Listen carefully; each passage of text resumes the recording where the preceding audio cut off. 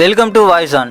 இன்றைய இருவரி செய்திகள். இரண்டாவது நாளாக தொடரும் லாரிகள் வேலை நிறுத்தம். சுமார் 1000 கோடி ரூபாய் வர்த்தகம் இழப்பு. அத்தியாவசிய பொருட்களின் விலை கடும் உயர்வு. 5 கோடி முட்டைகள், பால் போன்ற பொருட்கள் தேக்கம். இது தொடர்பாக தமிழக அரசு லாரிகள் வேலை நிறுத்தத்தை முன்னிட்டு விவசாய பொருட்களை பிற பயணிகளுக்கு இடையூறு இல்லாத அரசு போக்குவரத்து கழக பேருந்துகளில் எவ்வித கட்டணமும் இன்றி இலவசமாக ஏற்றிச் செல்ல அனைத்து போக்குவரத்து கழக மேலாண் இயக்குநர்களுக்கும் தமிழக முதல்வர் உத்தரவிட்டுள்ளார்.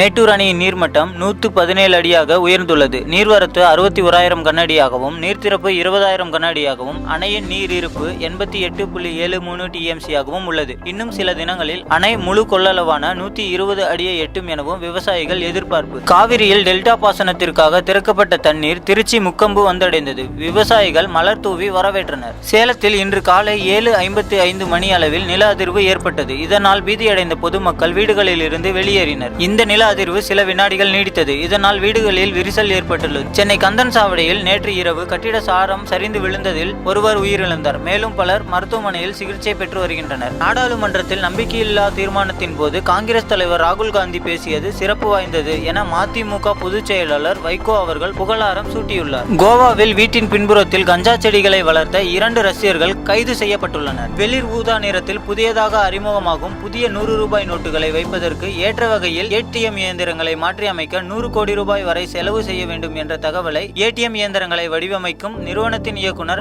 பாலசுப்ரமணியன் அவர்கள் வெளியிட்டுள்ளார். தென்மேற்கு பருவமழை வலுப்பெற்றுள்ளதால் நீலகிரி, கோவை மாவட்டங்களில் கனமழைக்கு வாய்ப்பு. மேலும் வடமேற்கு வங்கக்கடல் பகுதியில் தாழ்வு மண்டலம் உருவாகி உள்ளதால் தமிழகம் மற்றும் புதுச்சேரியில் மழைக்கு வாய்ப்பு. இதன் காரணமாக நாகை, காரைக்கால், கடலூர் துறைமுகங்களில் 1ஆம் எண் புயல் எச்சரிக்கை கூண்டு ஏற்பட்டுள்ளது. சுவிஸ் வங்கியில் இந்தியர்களின் உரிமை கோரப்படாத பணம் 300 கோடி ரூபாய் கேட்பாரற்று கிடப்பதாக சுவிஸ் நேஷனல் பேங்க் வெளியிட்ட தகவலில் குறிப்பிட்டுள்ளது.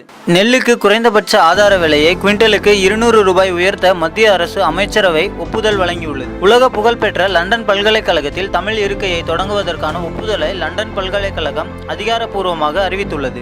பாலியல் வன்கொடுமைக்கு ஆளாக்கப்பட்ட சென்னை சிறுமிக்கு மருத்துவ சிகிச்சை மற்றும் மனநல ஆலோசனை வழங்குவதற்காக 6 பேர் கொண்ட மருத்துவ குழு அமைக்கப்பட்டுள்ளது. தமிழில் நீட் தேர்வு எழுதிய மாணவர்களுக்கு 196 கருணை மதிப்பெண் வழங்க உத்தரவிட்ட உயர்நீதிமன்ற மதுரை கிளையின் உத்தரவுக்கு இடைக்கால தடை விதித்து உச்சநீதிமன்றம் தீர்ப்பளித்துள்ளது. தேனி மாவட்டம் கம்பம் அருகே உள்ள சுருளி அருவியில் பயணிகள் குளிக்க விதிக்கப்பட்டிருந்த தடை நீக்கப்பட்டுள்ளது. அருவியில் வெள்ளப்பெருக்கு குறைந்துள்ளதால் சுற்றுலா பயணிகள் குளிக்க அனுமதி அளிக்கப்பட்டுள்ளது. இன்னும் பல செய்தி தொகுப்புகள் உங்களுக்காக. மீண்டும் சந்திப்போம்.